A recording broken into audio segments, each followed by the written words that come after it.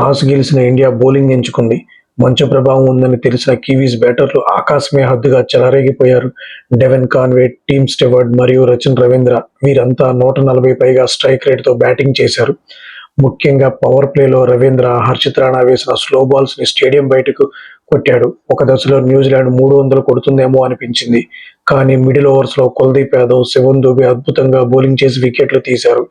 చివర్లో శాంట్నర్ 27 బంతుల్లో 47 రన్స్ కొట్టడంతో న్యూజిలాండ్ 208 పరుగుల భారీ స్కోరు చేసింది. 209 పరుగుల టార్గెట్తో బరిలోకి దిగిన ఇండియాకి షాక్ తగిలింది. సంజు శాంసన్, అభిషేక్ శర్మ ఇద్దరూ కేవలం 6 పరుగులకే పెవిలియన్ చేరారు. మ్యాచ్ న్యూజిలాండ్ చేతిలోకి వెళ్లిపోయింది అనుకున్న టైంలో నేనున్నాను అంటూ ఇషాన్ కిషన్ సునామీలా విరుచుకుపడ్డాడు. జాక్ ఫాల్క్స్ వేసిన 3వ ఓవర్లో 3 ఫోర్లు, ఒక 6 కొట్టి కౌంటర్ అటాక్ మొదలుపెట్టాడు. కేవలం 21 బంతుల్లోనే హాఫ్ సెంచరీ పూర్తి చేసుకున్నాడు. ఇది ఇండియా తరపున న్యూజిలాండ్ పై ఫాస్టెస్ట్ 50. ఇషాన్ కిషన్ మొత్తం 32 బంతుల్లో 76 పరుగులు చేసి అవుట్ అయ్యాడు. ఇతని ఇన్నింగ్స్ మ్యాచ్ స్వరూపాన్నే మార్చేసింది. మరోవైపు కెప్టెన్ సూర్యకుమార్ యాదవ్ తనదైన శైలిలో రెచ్చిపోయాడు. చాలా రోజుల తర్వాత సూర్య బ్యాట్ నుంచి పరుగుల వరద పారింది.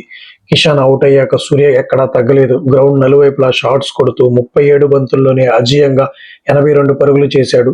6 పరుగులకే 2 వికెట్లు కోల్పోయి 209 పరుగుల భారీ టార్గెట్ ని ఛేదించడం టీ20 చరిత్రలోనే ఇదే అత్యధిక స్కోరు. 200+ టార్గెట్ ని చేజ్ చేస్తూ 28 బంతులు మిగల్చడం అనేది ఒక వరల్డ్ రికార్డు. ఇండియాలో టీ20లో ఇదే joint highest successful chase 209 runs.